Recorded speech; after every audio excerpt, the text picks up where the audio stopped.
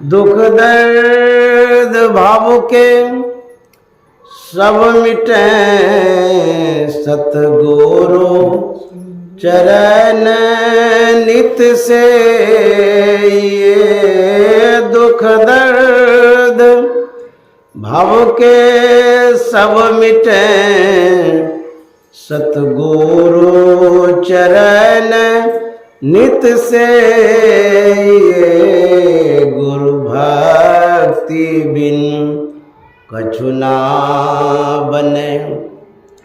मैं ही सकल संतन कही गुरु भक्ति बिन कछु ना बने।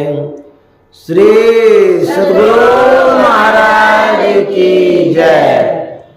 प्रातः स्मरणीय अनंत श्री विभूषित परमाराध्य सद्गुरु महाराज गुरुदेव महर्षि संत सेवी परमहंस जी महाराज, मंच पर स्वामी अखिलेश बाबा, हमारे ऋषि बाबा, इस नगर नया नगर बनबन्नी खगड़िया के सत्संग प्रेमी महानुभाव माता एवं बहनों, आज 11 मार्च 2025 ईस्वी है, दिन मंगलवार है और मंगल वाला काम कर रहे हैं, सत्संग कर रहे हैं। उसके बाद जो हमारे अंकुश बाबू हैं, जिनका जन्मदिन हम लोग मना रहे हैं, वो यहाँ पर प्रत्यक्ष में तो नहीं है, लेकिन अप्रत्यक्ष में वो जहाँ भी होंगे, हम लोगों का मैसेज बड़ा स्ट्रांग होता है। नेटवर्क जो गुरु का होता है बहुत कारगर, डिस्कनेक्ट नहीं होता, मैसेज तुरंत जाता है। समझ गए? सच्चे सद्गुरु का नेटवर्क पूरी दुनिया में, पृथ्वी के नीचे भी, पृथ्वी पर भी, आकाश में भी, कौन कौन में उसका नेटवर्क काम करता है। जहाँ कोई भी रहते हैं वहाँ तक मैसेज जाता है, अर्थात कृपा जाती है, काम हो जाता है। ऐसे सद्गुरु होते हैं। तो अंकुश जी के लिए शुभकामना है। और जो हमारे विनय विकास बाबू हैं, उनके पिताजी हैं, तो उनकी माँ प्रतिमा है। प्रतिमा भी है, प्रतीक भी है, पहचान भी है और उसी नाम से परिचय भी है। तो प्रतिमा जो अंकुश की माँ है, वो बैठी तो है, वो शुभकामना के लिए बैठी है, धारणा दे दी है कि हमारी जो कामना है यथाशीघ्र पूरी हो। धारणा जब देते हैं तो मांग पूरी के लिए आवाज़ उठाते हैं। बेचारी ये आवाज़ तो नहीं उठा पाती, हम आवाज़ उठाते हैं, और जिससे मांग पूरी होगी उनके पास आवाज़ उठाते हैं। देखिए, संत सद्गुरु से यदि आप कामना रखते हैं, इच्छा रखते हैं, श्रद्धा भक्ति रखते हैं, सद्गुरु में अद्भुत क्षमता होती है। वह काम जो करते हैं सद्गुरु, जो संसार का लोग कर ही नहीं पाता है, इसीलिए उनके दरबार में जाकर के सब कोई अर्जी लगाते हैं, प्रार्थना करते हैं। तो सद्गुरु यदि नहीं सुनेंगे तो कौन सुनेंगे?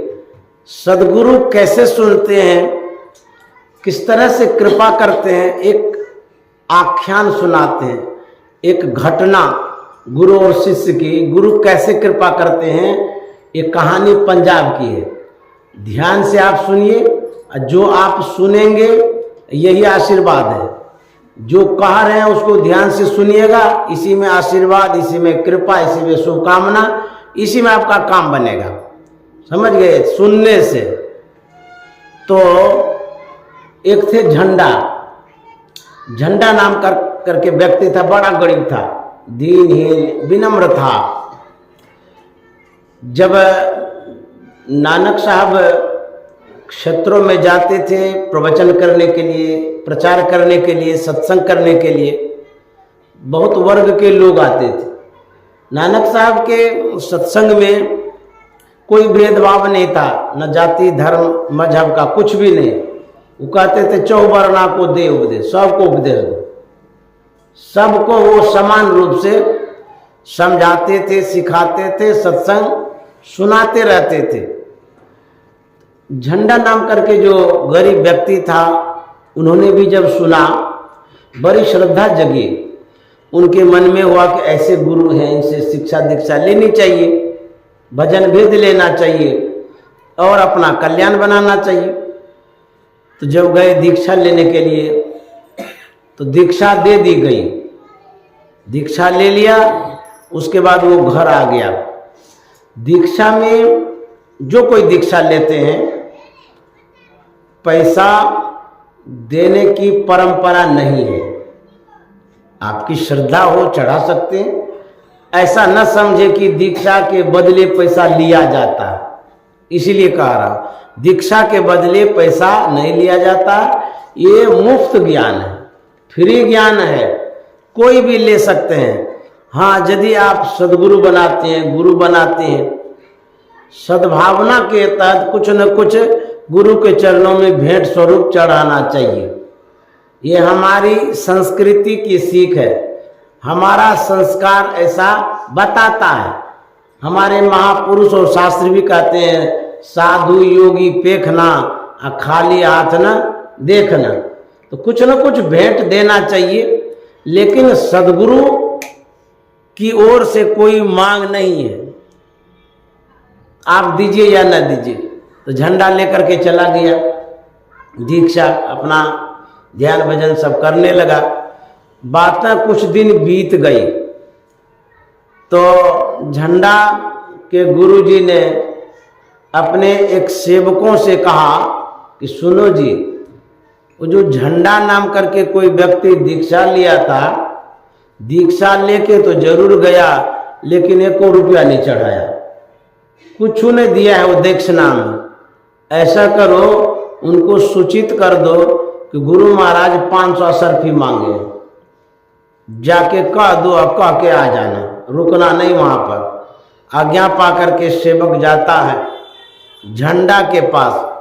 झंडा और उसका एगो बेटा था, दोनों घर में बैठा था।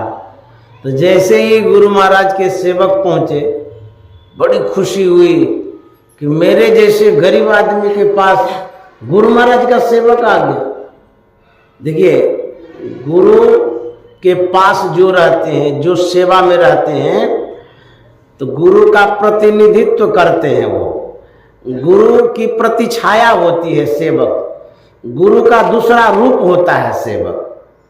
तो गुरु नहीं आए, सेवक आ गए, तो आधी मुलाकात हो गई आपकी, आधे गुरु का दर्शन हो गया, आधे गुरु का ज्ञान आपको मिलेगा। श्री सद्गुरु महाराज की जय। झंडा बड़ा खुश हो गया कि वाह, गुरु महाराज के यहाँ से आए। कहते क्या समाचार है, कैसे आए?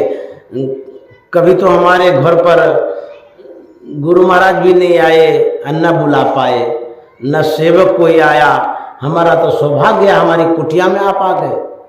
तो शिष्य ने कहा कि देखिए, एक कारण है जो हम आए हैं, गुरु महाराज हमको भेजे हैं। बोले किस लिए भेजे हैं? बोले आप दीक्षा लिए हैं ना गुरु महाराज से? बोले हाँ। तो दीक्षा लिए दक्षिणा दिए थे? बोले नहीं। दक्षिणा कहाँ दिए थे? तो बोले वही दक्षिणा चुकाना है आपको। बोले कितना चुकाना होगा? तो वो बोलता है कि 500 असरफी दे के चुकाना होगा, नहीं तो ये गुरु का ऋण लेके जाइएगा तो कल्याण नहीं होगा। हम जा रहे हैं, अब इतना ही सुनाना था आपको। वो चला गया। बाप बेटा जो सुना तो घबरा गया। वो बेटा कहता कि पिताजी आप कहाँ दीक्षा ले लिए, क्यों दीक्षा ले लिए? और गुरु का पैसा आप दिए नहीं है। नहीं पैसा था तो नहीं जाना चाहिए दीक्षा लेने के लिए।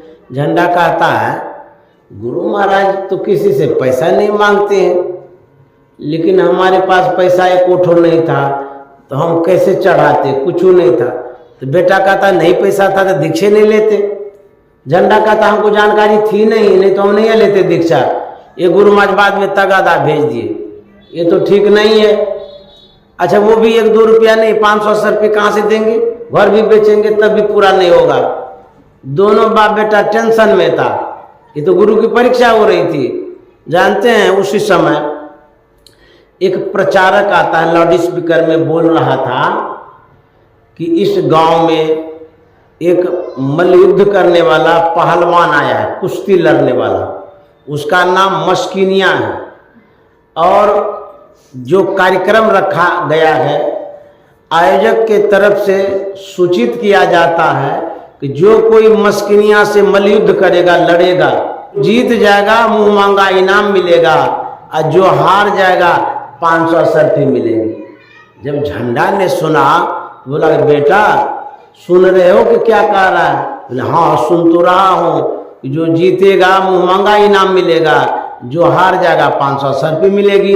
अरे अब तो गुरु का ऋण चुकता ही कर देंगे, उऋण हो जाएंगे।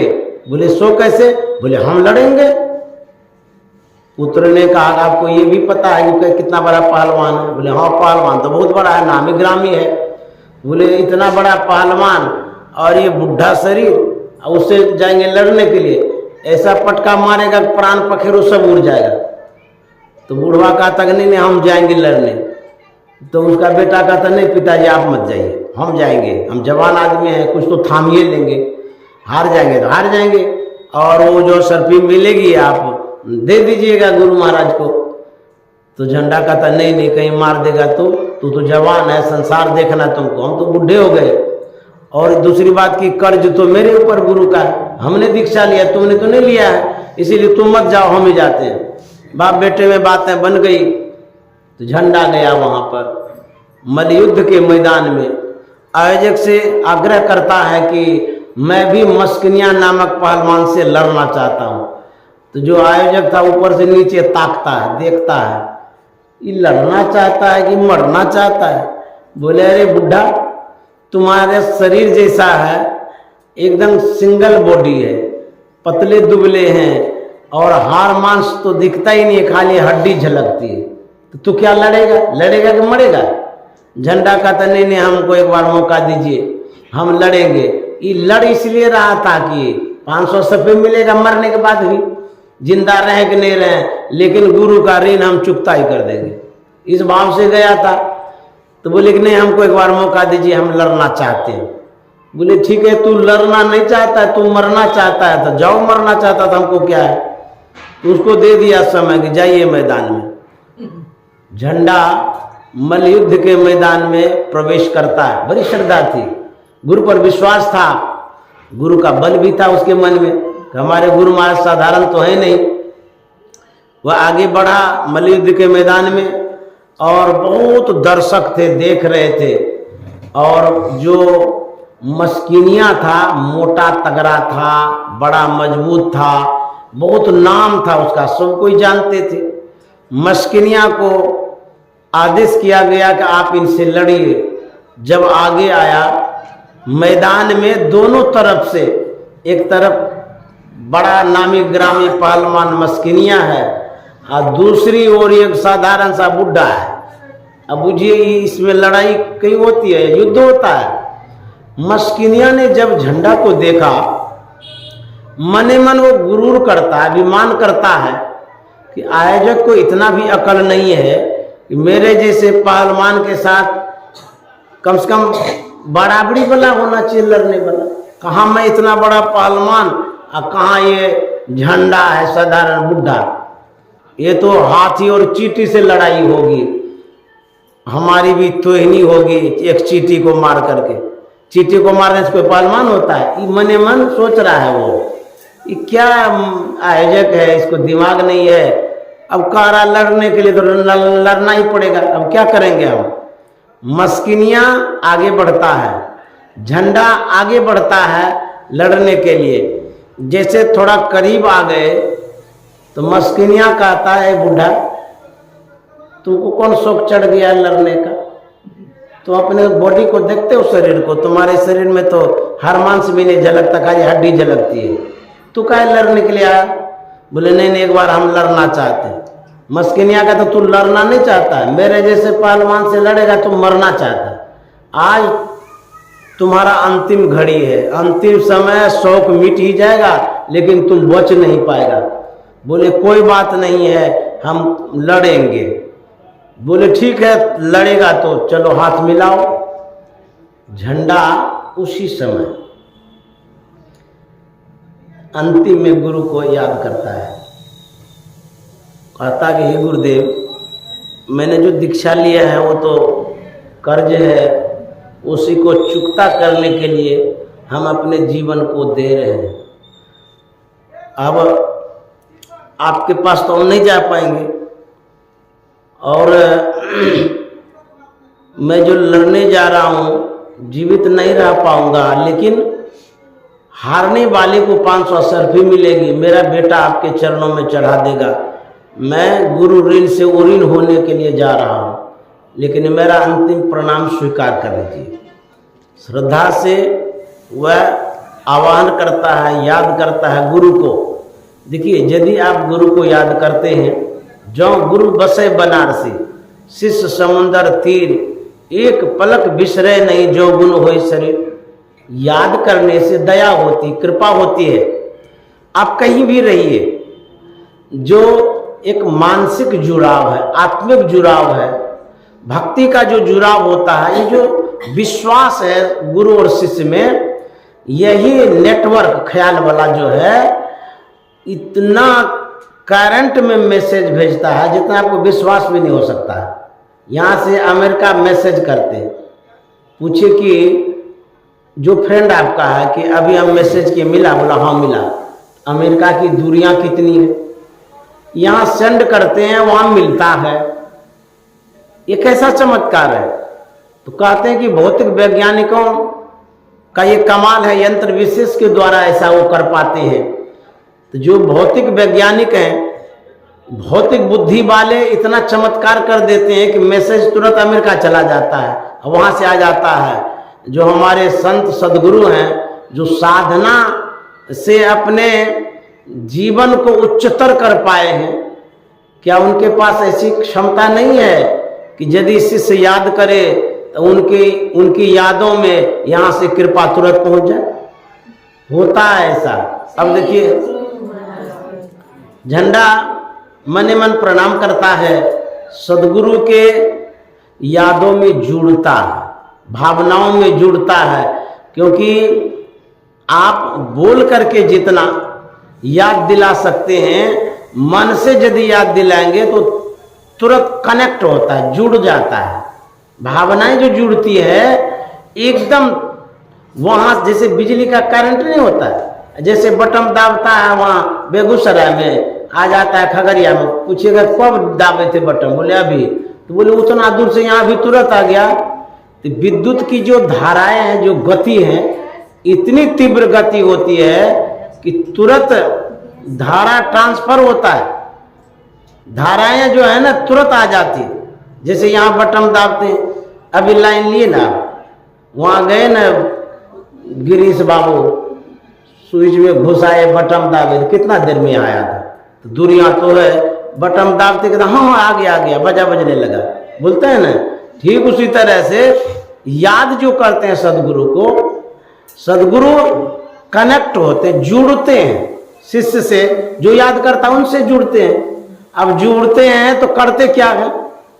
अच्छा, बिजली को ऑन करते हैं तो क्या करता है? तो करंट न देता है, छुइएगा तो करंट लग जाएगा। जो पावर है, धाराएं हैं, जो गतियां हैं, वो काम करना शुरू कर देती है।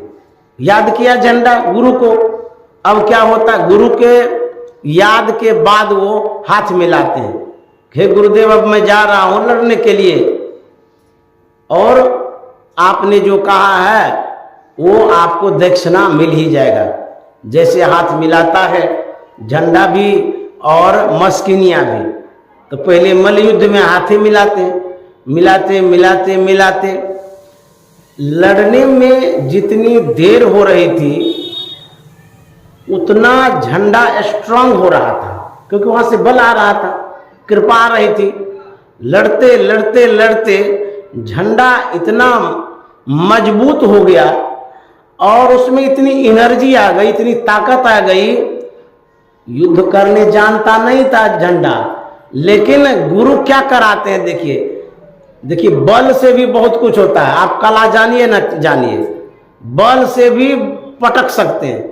तो झंडा लड़ते लड़ते उसको उठा लिया, और उठा के 4 चितांग कर दिया, और मस्किनिया के छाती पर झंडा चढ़ गया।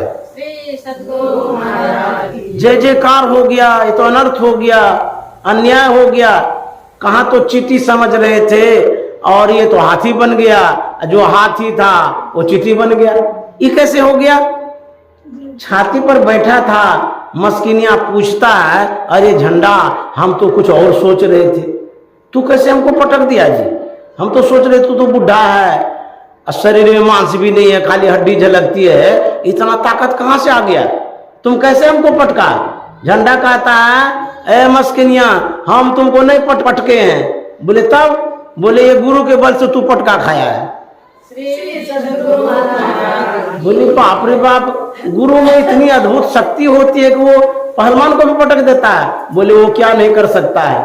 बोले तुम्हारे जैसे बुढ़ा शरीर में इतनी ताकत आ गई, अब गुरु का ऐसा भी बल होता है? बोले हाँ, गुरु के बल से तुम पटका खाया है, मेरे में वो क्षमता नहीं है कि तुमको पटक सकते हैं। हम तो ऐसे ही आए थे लड़ने के लिए, हमको लड़ने भी नहीं आता है, हमको ये कला नहीं है लड़ने की, लेकिन कुछ कारण था जो मैं आया था लड़ने के लिए, लेकिन गुरु ने चमत्कार कर दिया। तो बोली बाप रे बाप, ऐसे गुरु होते हैं? मस्किनिया मने मन जो अभिमान करता था, सब अभिमान उसको चूर हो गया, सब अभिमान उसका चूर हो गया। और आयोजक आता है और उसको उठाता है, झंडा को, बोलते हैं झंडा तुमने तो बहुत बड़ा करामात कर दिया जी, चमत्कार हो गया। ये कैसे हो गया? हम लोग सोच भी नहीं सकते हैं, असंभव काम संभव हुआ है। बोले कि हमने कुछ किए हैं, जो कुछ भी चमत्कार हुआ है वो गुरु का चमत्कार है। अच्छा, बोले ठीक है, मैं तो इनाम रखा था, जो जीतेंगे मुंह मांगा इनाम देंगे, तो तू बोलो क्या इनाम चाहते हो, तू जो कहेगा वही देंगे। झंडा ने कहा कि हमको 500 सर्फी चाहिए। बोले अरे ये तो हारने वाले को दिया जाता है, तू बोलो ना और क्या चाहिए?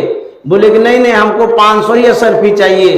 बोले तुम ऐसा क्यों कहते हो? झंडा ने कहा ये मेरी जीत नहीं है, ये गुरु की जीत है, और इसीलिए गुरु के चरणों में 500 सर्फी चाहिए, हमको इतना चाहिए, ज्यादा नहीं चाहिए। श्री सद्गुरु महाराज की। देखिए झंडा कमजोर था, लेकिन गुरु में जो विश्वास आस्था बना के रखा था, उनकी जीत हुई ना।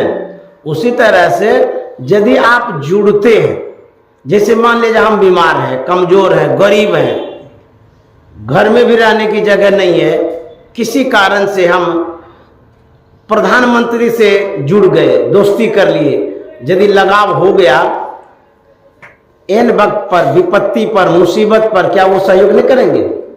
जरूर करेंगे। तो गुरु ऐसे ही होते हैं, आपकी विपत्ति में वो सहयोग करते हैं, आपकी जो कामनाएं हैं उसकी आपूर्ति करते हैं। यदि ऐसा नहीं करते, आज संत सदगुरु को हम लोग याद भी नहीं करते। हम लोग सत्संगी हैं, देखते ही हैं कि कितने लोगों पर कृपा होती रहती है। हाँ, देर होती है लेकिन दुरुस्त होती है, इसीलिए घबराना नहीं चाहिए। सदगुरु सब कुछ करते हैं, सदगुरु सब कुछ दिन देत कछु ना रहियो, हमया भागिन नारी असुख तजी दुख लियो। संत सदगुरु देते हैं, क्या देते हैं? सब कुछ, लौकिक सुख, पारलौकिक सुख, सब सुख देते हैं, लेकिन विश्वास कितना रखना चाहिए? सब कुछ समर्पण कर गुरु की सेवा करनी चाहिए। जब आप में समर्पण होगा तब जाकर के आपूर्ति होगी, 6-5 रहेगा तब आपूर्ति नहीं होगी। तो सब कुछ समर्पण जब करेंगे तब होगा। एक गुरु शिष्य की बड़ी अच्छी घटना है, कथा है, और बड़ी प्रेरणादायक कथा है। वो हम जानते हैं महाराष्ट्र के संत को, समर्थ गुरु रामदास जी महाराज को। उनके शिष्य थे, सेवक थे शिवाजी महाराज। उन दोनों में सेवा भावना जो थी गुरु के प्रति, और सदगुरु को शिष्य के प्रति जो सद्भावना थी, इन कथाओं में ये बातें हैं। समर्पण कितना करना चाहिए वही बात इसमें है। जब शिवाजी महाराज सेवा में जाते थे। वो तो सम्राट थे ना शिवाजी महाराज, राजकाज को चलाते रहते थे, लेकिन श्रद्धा बड़ी थी। आप घर गृहस्थी में रह करके भी गुरु की सेवा कर सकते हैं। ऐसा नहीं कि बैरागी होंगे, घर छोड़ेंगे, अविवाहित होंगे तब ये सेवा होगी, नहीं। आप जिस स्थिति में जहाँ हैं वहीं से गुरु की सेवा कर सकते हैं। और सदगुरु सब जगह रहते हैं। तो शिवाजी महाराज जब सेवा करने जाते थे सच्ची भावना से करते थे, अच्छे भाव से करते थे। देखिए, जिनसे जो खुश हो जाता है सेवा के तहत उनको मानते भी हैं। जैसे आपकी बहू है, बहू खूब सेवा करती है तो सासू माँ खुश हो जाती है, और जब खुश होती है तो भरोसा जगता है, विश्वास भी जगता है। तो शिवाजी महाराज जो सेवा करते थे तो समर्थ गुरु रामदास जी महाराज बड़े खुश थे। कभी कभी समर्थ गुरु रामदास जी महाराज अन्य शिष्यों के साथ शिवाजी महाराज की बड़ाई कर देते थे, गुणगान करते थे। हम लोग भी करते हैं, जो सत्संग प्रेमी है, सेवा भावना रखते हैं। सत्संगियों के बीच में भी कभी कभी कहा करते हैं कि फलाने जगह के जो सत्संगी हैं, सत्संगिनी हैं, बड़ी सेवा करते हैं, सत्कार करते हैं। वास्तविक बात है, करना भी पड़ता है। भाई इतना आप लोग करते हैं और हम एक बार ये भी नहीं कह सकते कि सेवा करते हैं तब तो कहते हैं। तो समर्थ गुरु रामदास जी महाराज जो बड़ाई करते थे, अन्य सेवकों को अखड़ता था कि गुरु महाराज तो राजा महाराजा को ही मानते हैं, पैसे वालों को मानते हैं। हम लोग इतने वर्षों से सेवा करते आ रहे हैं, एक बार नाम नहीं लेते हैं और माला के तरह जपते रहते हैं, शिवा सम्राट ऐसे हैं, वैसे हैं, ये है। मन में बात जो होती है, मन की जाने सवे गुरु कहाँ छिपावे। मन की बात गुरु जान लेते हैं, क्योंकि मन का जो मंडल है और मन जहाँ से प्रसारित होता है, जैसे टीवी में चैनल होता है ना, तो चैनल चलाने के लिए एक केंद्र होता है, ऑफिस, वहीं से प्रसारित होता है कार्यक्रम। आप जो मोबाइल में या टीवी में चैनल देखते हैं ना, आज तक चैनल, न्यूज सब जो देखते हैं, वो प्रसारित कार्यक्रम है और कहीं न कहीं से प्रसारित हो रहा है वो कार्यक्रम। ठीक उसी तरह से जितने व्यक्ति हैं सबके पास मन है ना, इस मन का जो चैनल है, उस चैनल के संचालक सदगुरु है। बुझिए, वहीं से प्रसारित होता है। यदि चैनल में जो प्रसारित हो रहा है कार्यक्रम, उसको चेंज भी वो कर सकता है। क्यों?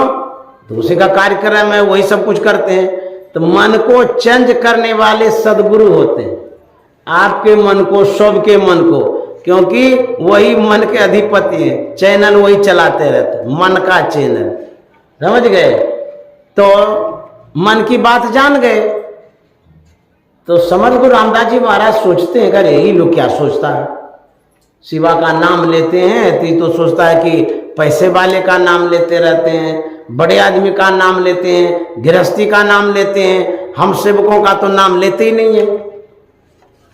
तो समर्थ गुरु रामदास जी महाराज सोचते हैं कि इनको सिखाना चाहिए, इन लोगों को मन का जो वहम है, जो भ्रम है, हटाना चाहिए। सच्चे सदगुरु का यही कर्तव्य होता है। शिष्य के अंदर में जो शंकाएं होती है, उन शंकाओं को वो दूर करते हैं। यदि आप भ्रमित रहेंगे, कंफ्यूज होते रहेंगे, आपको दुख होगा।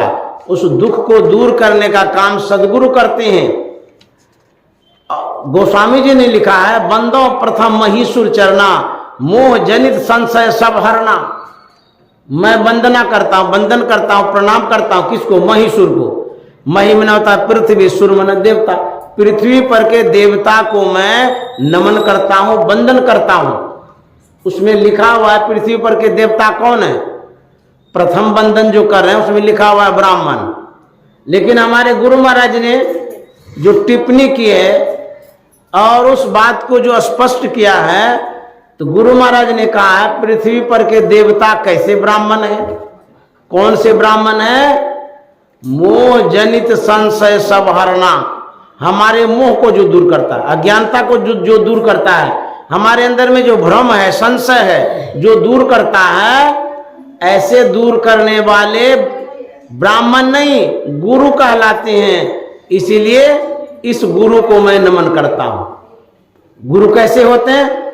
संशय शमन दमन दुख सबको हटाने वाले। तो समर्थ गुरु रामदास जी महाराज सोचते हैं कि शिष्यों के अंदर में जो संशय हो गया इसको दूर करना चाहिए। एक दिन की बात है, खाट पर लेटे हुए थे और उलट पुलट कर रहे थे, बेचैनी महसूस कर रहे थे और लोगों को जता रहे थे कि मैं बीमार हूं। सब शिष्य आ गए। सभी शिष्यों ने कहा कि गुरुदेव आपको क्या हो गया? बोले कि जानलेवा बीमारी हो गई, अब मैं नहीं बचूंगा, हमारे पेट में ऐसा दर्द हो गया है, अब प्राण पखेरु सब उड़ जाएगा, अब नहीं बचेंगे। तो सभी शिष्य कहते हैं कि आपके लिए जो करना होगा सो करेंगे। सो बताइए क्या करना होगा? जो भी उपचार होगा करेंगे, जो भी दवाई वगैरह है सब ला करके देंगे। तो बोले कि दवाई जो तुम लोग लाओगे बड़ा असंभव वाला काम है, तुम लोगों से नहीं हो सकेगा। बोले क्यों नहीं हो सकेगा? हम आपके लिए सब कुछ करने के लिए तैयार हैं, जो भी कहेंगे सब कुछ करेंगे, आप हमारे गुरु महाराज हैं और हम शिष्य हैं, क्यों नहीं करेंगे? तो बोले कि कर लोगे? बोले एकदम कर लेंगे।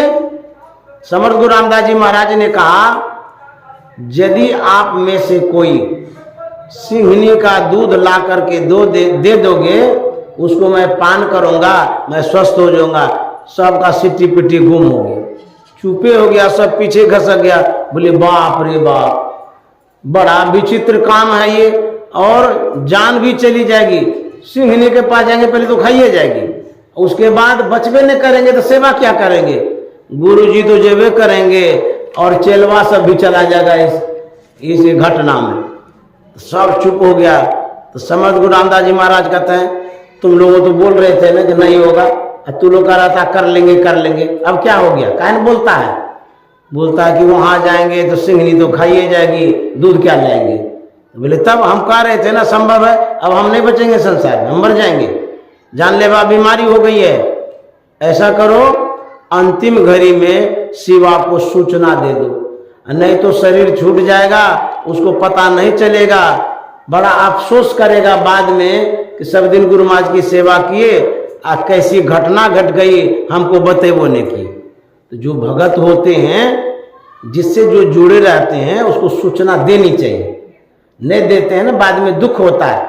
चाहे पारिवारिक बात हो कि गुरु दरबार की बात हो, जैसे आप ही लोग जुड़े हुए हैं, कुछ तकलीफ होगी तो किसको कहेंगे? तो कहते हैं सूचना देनी चाहिए जो सुख दुख है। शिवा को जानकारी नहीं देंगे तो उसको दुख हो जाएगा। कोई जाओ उसको सूचित कर दो कि गुरु महाराज का वो अंतिम दर्शन कर लेंगे, कार्य दे दीजिए, बोल देना कि गुरु महाराज अंतिम दर्शन के लिए बुलाए हैं, क्योंकि अब वो नहीं बचेंगे, संसार में नहीं रहेंगे।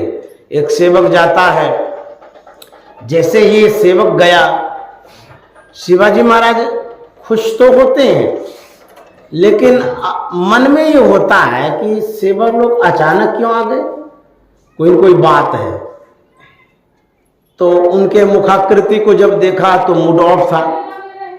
जिन घटनाओं से आप प्रभावित होते हैं तदनुरूप आपकी मुखाकृति बन जाती, चेहरा। जैसे मान लिया जाए 1 लाख रुपया कहीं मिल गया प्रधानमंत्री के द्वारा जनधन खाता में, यदि सूचना मिल गई है, किसी से मिलने यदि जाइएगा तो खिला खिला चेहरा रहेगा, खुशियां झलकेगी, लहलहाएगी खुशियां। लोग भी पूछेगा बाप रे आपको क्या मिल गया, देखते हैं बड़ा खुश है, तब कहते हैं हमको 1 लाख रुपया मिला है। होता है ना साहब।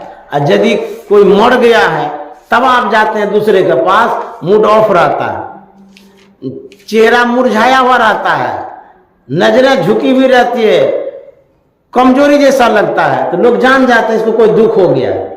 तो शिवाजी महाराज देखते हैं कि ये बड़ा मायूस है। बोले बात क्या है, कहाँ आए हैं, कैसे आ गए? बोले गुरु महाराज ने भेजा है। बोले क्यों, क्या बात है? तो बोले कि समर्थ गुरु रामदास जी महाराज ने कहा है शिवा को बोल देना कि अंतिम दर्शन के लिए आ जाएंगे, अब हम नहीं बचेंगे। जैसे सुना तो बड़ा उसको दुख हुआ, और गुरु महाराज को अचानक क्या हो गया? तो न आगे देखा, न पीछे देखा, न परिवार को देखा, न किसी चीज को देखा, उल्टे मुंह भागते हैं वहां से। गुरु महाराज बीमार हो गए, वो भी अंतिम दर्शन के लिए बुलाए हैं, भागते भागते गुरु महाराज के चरणों में गए। बोले गुरुदेव आपको क्या हो गया, आप ऐसा क्यों बोल रहे हैं कि अब हम नहीं रहेंगे संसार में? हमारे रहते आपका उपचार जैसे भी होगा कराएंगे, जितना रुपया लगेगा लगाएंगे। बोले कि शिवा मुझे जो बीमारी होगी जानलेवा बीमारी होगी, अब मैं नहीं बचूंगा। बोले गुरुदेव यदि बीमारी है उसका उपचार भी तो होता होगा, रोग है निवारण का भी तो कुछ न कुछ होता होगा। तो बोले कि निवारण के लिए जो कुछ भी है बड़ा असंभव है। बोले गुरुदेव आपकी कृपा के सामने जो भी असंभव होगा सब संभव हो जाएगा, आप बताइए हमें क्या करना है। मेरा जान जीवन और संपत्ति सदगुरु के चरणों में नहीं लगेगा, वो संपत्ति राख है, बेकार है मेरे लिए, और मेरी जो जिंदगी है जो जान है ये भी बेकार है। हम आपकी सेवा के लिए तैयार हैं, बताइए क्या करना होगा। बोले कि कर लोगे? बोले हाँ गुरुदेव कर लूंगा। जो बीमारी है उसके लिए क्या करना होगा? तो समर्थ गुरु रामदास जी महाराज ने कहा सिंहनी का दूध यदि मिल जाए वो पान कर लेंगे तो हम ठीक हो जाएंगे। बोले गुरुदेव मैं अभी जाता हूं लाने के लिए, हमें आशीर्वाद दीजिए। बोले जाओ आशीर्वाद है। ये भी तो नहीं सोचा कि सिंहनी के पास जा रहे हैं खा जाएगा, कुछ नहीं। जो शिष्य होता है वो अज्ञानी होता है, अंधा होता है। यदि शिष्य को आंख हो जाए वो शिष्य नहीं रहता है, फिर गुरु हो जाता है। तो शिष्य को आंख बंद करके रखनी चाहिए गुरु सेवा में, शिष्य को कान बंद करके रखना चाहिए, मुंह बंद करके रखना चाहिए। ये सब जब बंद रखेंगे तब सेवा कर पाएंगे।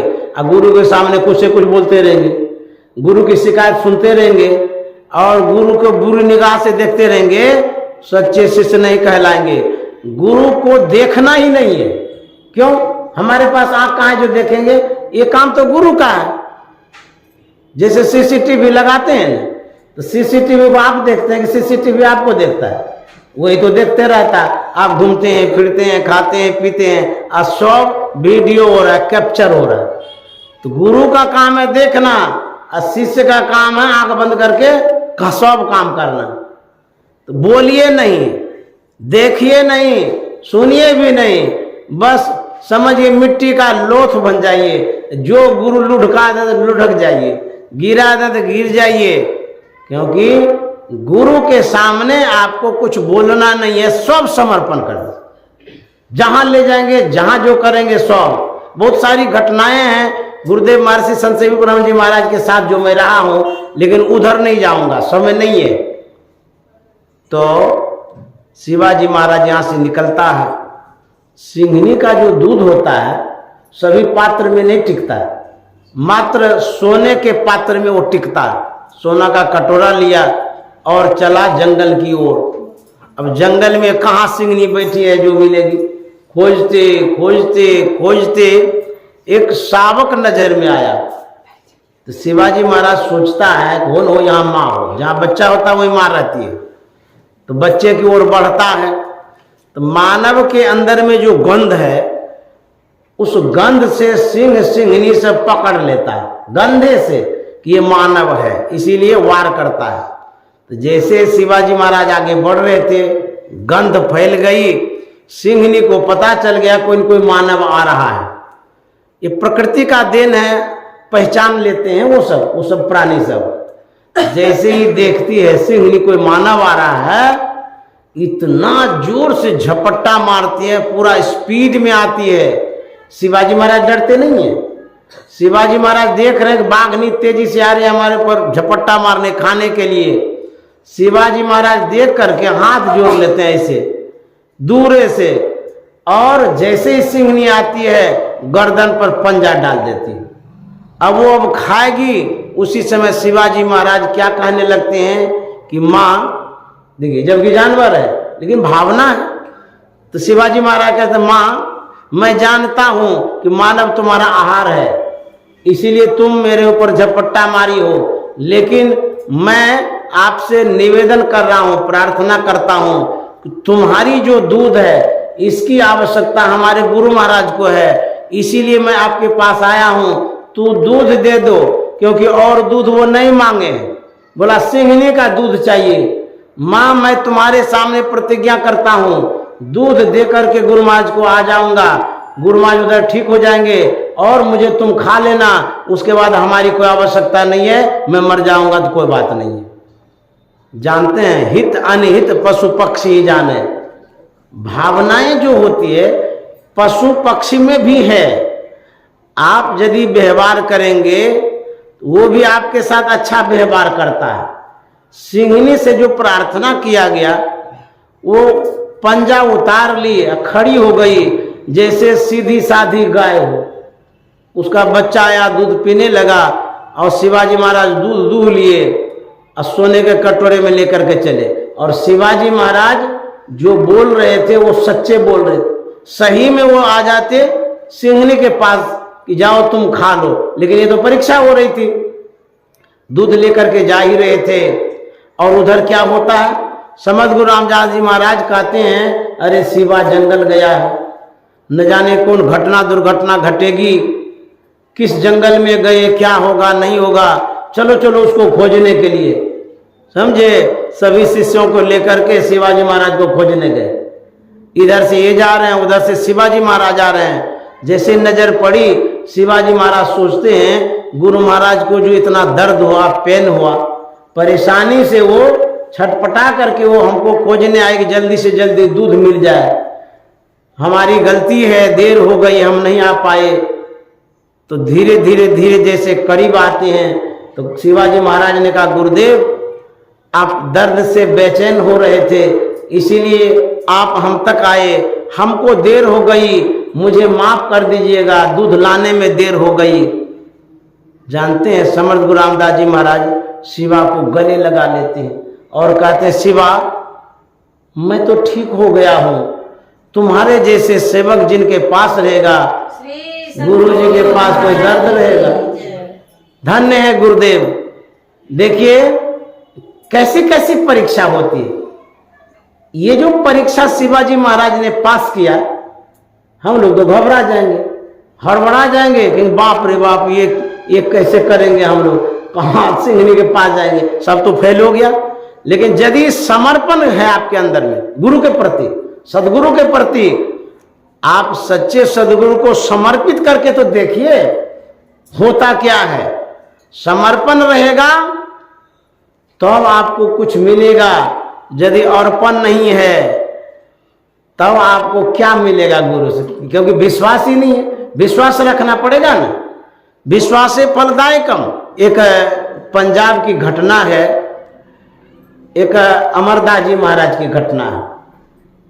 वृद्ध हो गए थे वो, जितने सेवक थे उन सेवकों में किसी एक का चयन करना था गुरुगद्दी के लिए, क्योंकि गद्दी तो एक को ही दी जा सकती है, सभी को तो गद्दी नहीं मिल सकती है। लेकिन किसी एक को बना देते हैं तो दूसरे के मन में ग्लानि हो जाएगी, दुख हो जाएगा, कहेगा गुरु महाराज जी मुंह देखा देखी करते हैं। तब एग्जाम ले लेते हैं, परीक्षा ले लेते हैं, उसके बाद जो पास हो जाएगा उसी को गुरु गद्दी दे देंगे। देखिए विश्वास कितना रखना चाहिए, वही मैं बता रहा हूं। तो गुरु जी ने कहा कि एक चबूतरा बनाओ, सब कोई खुशी से बनाने लगे। देखिए गुरु जी जब परीक्षा लेते हैं, हमारे बुद्धि विवेक दिमाग से परे की बात परीक्षा लेते हैं। आप कुछ भी नहीं सोच सकते कि ये क्या है, परीक्षा है कि क्या है, परेशानी है, आपको समझ में नहीं आ रहा। लेकिन जब परिणाम आता है, रिजल्ट आता है, तब कहता नहीं तो गुरु महाराज परीक्षा ले रहे थे, देखिए चमत्कार हो गया। तो चमत्कार के पहले तो पीसना पड़ता है, तब ना आटा बनेंगे, रोटी बनेंगे। उसी तरह से जब टेस्ट लिया जाता है तो उस समय दुख से टेस्ट लेते हैं, कष्ट से टेस्ट लेते हैं, विश्वास से टेस्ट लेते हैं, भरोसा से टेस्ट लेते हैं, भक्ति से टेस्ट लेते हैं। टेस्ट ही टेस्ट है। थर्मामीटर लगाते रहते हैं बुखार कितना है, समझ गए। अब बुखार रहता तो है, लेकिन डॉक्टर देखता थोड़ा सा और टेम्परेचर बढ़ने देता है, तब टैबलेट दे देंगे। उसी तरह से गुरु जी भी टेबते हैं, देखते हैं कि कितना सहता है। यदि सच्चे सदगुरु हैं, आप यदि सह रहे हैं, कष्ट तो होगा लेकिन आपको बचा भी लेंगे, बर्बाद नहीं होने देंगे, क्योंकि वो तो जान रहे हैं कि इनको बचाना है, बचाना इसलिए है, तो तब बाद में नाम लेंगे। बाप रे बाप, इतना कष्ट संकट आने के बाद गुरु महाराज ने ऐसी कृपा कर दी कि हम बाल बाल बच गए। तो इतना दूर तक आपको सहना पड़ेगा, समझ गए। जब विद्यार्थी एग्जाम देता है, परीक्षा, उस समय उसका पसीना छूटता है। अरे भाई तू परीक्षा तो दे दो, उसके बाद परिणाम जब आने लगेगा तुम्हारे विश्वास पर, जो परमात्मा इष्ट हैं, गुरु हैं, 1-2 पॉइंट पास करने के लिए बढ़ा देंगे। विश्वास के साथ तो दो, डरते का है। तो जब परीक्षा हो रही थी, चबूतरा बनाया, बोले गुरुदेव चबूतरा तो बन गया, जाकर के देखिए। जाके देखते हैं चबूतरा अच्छा है, बोले मिगाड़ दो, तोड़ दो, ये ठीक नहीं है। तो तोड़ दिया गया, बोला फिर से बनाओ, फिर से बनाया गया। फिर बोला कि ठीक नहीं, तोड़ दो। तिबारा फिर बनवाया, बोला तोड़ दो, ठीक नहीं है। इस तरह से बनाते जा रहा था और तोड़वाते जा रहे थे। जब परीक्षा की घड़ी आती है, परीक्षा का मतलब ही होता है आपकी भावना की परीक्षा, विचार की परीक्षा, भक्ति की परीक्षा हो रही है। खड़ा जो उतरेंगे वही तो बनेंगे सदशिष्य। एक के मन में संशय हो गया कि गुरु महाराज का दिमाग तो नहीं खराब हो गया, चबूतरा तो बढ़िया बनाते हैं, लेकिन तोड़वाता क्यों है? हो सकता है दिमाग खराब हो गया होगा, बार बार परेशान करते हैं। परेशानी तो नहीं करनी चाहिए, ये ठीक नहीं है। जब दूध औंठते हैं, मान 1 कुंटल दूध है, 3-4 नींबू का रस उसमें गाड़ दीजिए गर्म दूध में, क्या होगा? सब बर्बाद हो जाएगा, फट जाएगा।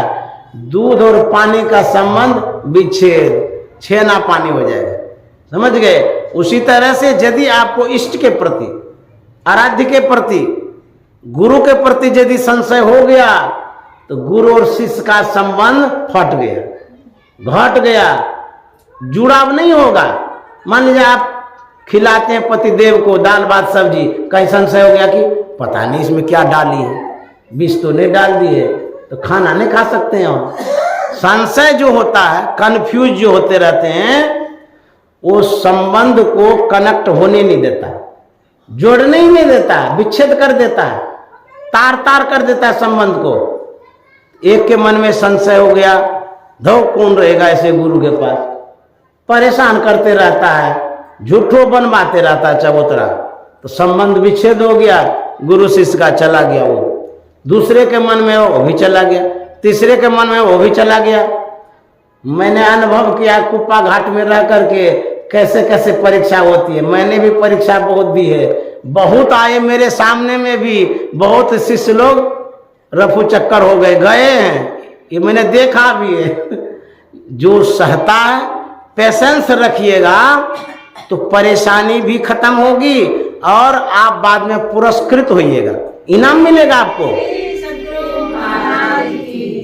अब सहबो नहीं करिएगा, मुलायम सैया पर सोते रहिए, घोलट घोलट के हलवा पूरी खाइएगा, कहिएगा भगवान भी मिल जाए, ये कैसे होगा भाई? आपको सहना तो पड़ेगा, परीक्षा तो देनी पड़ेगी।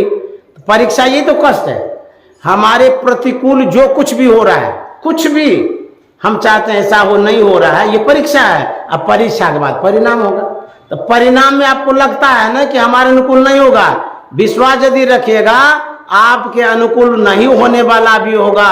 संत सदगुरु आपका रिजल्ट बढ़िया कर देगा। श्री सद्गुरु महाराज की। तो जाते जाते सब चले गए, एक रह गए। गुरु महाराज जब देखते हैं सब चले गए, एक ही है, जाकर के पूछते हैं और शिष्य कहाँ गए जी? बोले गुरुदेव वो तो चले गए। बोले कहाँ? अपने गंतव्य की ओर। बोले ऐसा क्यों हुआ, क्यों चले गए? उसने कहा कि वो कह रहे थे हम लोग चबूतरा तो बढ़िया बनाते हैं, अब गुरु महाराज निगरवाते रहते हैं, गुरु महाराज का दिमाग खराब हो गया है, कौन रहता है ऐसे गुरु के शरण में, इसीलिए सब चले गए। बोले तू क्यों नहीं गया? तुमसे भी तो हम ऐसे ही करवा रहे हैं, निगरवा रहे हैं, और तू अभी तक यहीं पड़ा है। उसने कहा कि गुरुदेव आपके चरणों को छोड़ करके अन्यत्र मैं कहाँ जाऊंगा, दुनिया में किसी के चरण में जगह ही नहीं है। आप जीवन भर चबूतरा बनवाते रहिए, मिगरवाते रहिए, मैं बनाता रहूंगा। और आपकी सेवा में यदि जीवन भी चला जाएगा तो मैं समझूंगा कि सेवा ही साकार हो गया, धन्य हो गया। सदगुरु पर अटल विश्वास रखिए। सदगुरु यदि सामर्थ्यवान हैं, वो देखते रहते हैं किनको कब ट्रांसफर करना है मनी, है कि नहीं। आप खाता तो खोला नहीं, आपको पता चलता है कब मनी ट्रांसफर हो। गरीब लोगों को प्रधानमंत्री की योजना ही ऐसी है, पते नहीं चलेगा, चट से खाता में आ जाएगा, बाद में पता चलता बाप रे बाप रुपया कहाँ से आ गया, वो भीतर आता है। उसी तरह से सदगुरु आपके भावनाओं की खाता में कृपा भेजेंगे। धैर्य तो रखिए, हर बार क्या करते हैं, जब आप नामकरण करवा लिए, खाता खोलवा लिए, आपका काम पूरा हो गया, आप अपना काम पूरा करके बैठिए निश्चिंत होकर के। ट्रांसफर करने का काम सदगुरु का है, वो ट्रांसफर करते रहेंगे। अब कब करेंगे ये भी निश्चित नहीं है, उनकी योजनाएं हैं। बहुत भगत हैं, प्लानिंग करेंगे, कृपा भेजना होता है ना, तो कृपा तो ऐसे करेगा। आप खाली जुड़ के रहिए। मैं कभी कभी कहा करता हूं, जो जुड़ने का माध्यम है वह है दीक्षा, भजन भेद, और जुड़ने का माध्यम है गुरु जो दीक्षा बतलाते हैं और गुरु जो संस्कार देते हैं, भक्ति का बीज। कैसे जुड़ते हैं, दीक्षा लेने के समय एडमिट होते हैं, एडमिशन करते हैं, नामकरण होता है ना, तो नामकरण कराते हैं, गुरु और शिष्य जुड़ते हैं, ये एडमिशन है। उसके बाद गुरु जी बतलाते हैं, दीक्षा में मंत्र बतलाते हैं, साधना की विधि बतलाते हैं। ये जुड़ने का तौर तरीका है। आप एडमिशन ले लीजिए, समझ गए। उसके बाद क्लास कम बेसी जो भी करिएगा, जो अधिकारी होते हैं आपके आचरण से, सद्व्यवहार से वो पास कर देंगे। तो यदि आप जुड़ते हैं तो आपके ऊपर कृपा होगी। दुनिया में तो बहुत लोग हैं, बहुत लोग थोड़े जुड़े हैं गुरु महाराज से। जिसने दीक्षा लिया वही तो जुड़े हैं। मोबाइल में व्हाट्सएप है ना, व्हाट्सएप में सिंगल भी आप मैसेज भेज सकते हैं, ग्रुप में भी भेज सकते हैं। तो ग्रुप बनाना पड़ता है। जो ग्रुप से जुड़े हुए रहते हैं, चाहे 100 हो, 200 हो, कितना भी हो, मैसेज एक जाता है, लेकिन वो मैसेज सभी ग्रुप में बंट जाता है। एक के मैसेज होता है ना ऐसा। ठीक उसी तरह से यदि आप गुरु के ग्रुप से जुड़ते हैं, सदगुरु से जुड़ते हैं, दीक्षा लेकर के ग्रुप में आप आ गए, और सदगुरु जब ट्रांसफर करेंगे, क्या पैसों करते हैं, कृपा भी करते हैं, सुख दुख भी करते हैं। जब ट्रांसफर करेंगे, एक बार ट्रांसफर करेंगे वो, लेकिन मिलेगा किनको, जो जुड़े हैं 100 को मिल गई एक साथ। इसीलिए गुरु से जुड़ करके रहिए और गुरु पर आशा विश्वास रखिए। घबराना नहीं है। आप कुम्हार को देखेंगे, वो क्या करता है, गुरु कुम्हार शिष्य कुंभ है, घड़ी घड़ी काट है खोट, अंतर हाथ सहार दे बाहर मारे चोट। कुम्हार को देखिएगा, जब घड़ा पीटता है तो लकड़ी का पीटना होता है, तो वो कच्चा घड़ा है ना, लेकिन फिर भी वो पीटता है, तो फटता क्यों नहीं है? इसलिए नहीं फटता है, कुम्हार का जो दूसरा हाथ है बायां वाला, वो वहीं पर है जहां वो चोट मारता है ना। ऐसा पूछ लीजिएगा, देख लीजिएगा, भीतर में जो हाथ रखता है इसे, ठीक उस हाथ के सीधे में पीटता है ताकि घड़ा भसके नहीं। उसी तरह से संत सदगुरु जो हैं, दुख में विपत्ति में जो कुछ भी पीटना पीटते हैं, इसलिए पीटते हैं कि अच्छा बनाना है, और उतना ही पीटते हैं कि भसके भी नहीं। तो चोट तो देते हैं, चोट वहीं देते हैं जहाँ सदगुरु का हाथ रहता है। तो हम लोगों को विश्वास करके चलना चाहिए, भरोसा करके चलना चाहिए। मैं अब वाणी में विराम दे रहा हूं। जो हमारे अंकुश कुमार है, उनके ऊपर जो भी अंकुश है निरंकुश हो जाए, है ना, निरंकुश हो जाएंगे तो उनकी जो माँ है, उसकी माँ खुश हो जाएगी, प्रसन्न हो जाएगी। निरंकुश बन करके आया है। जो भी अंकुश था, रुकावट, रोक, बंधन, सब बंधन तोड़ के आया है।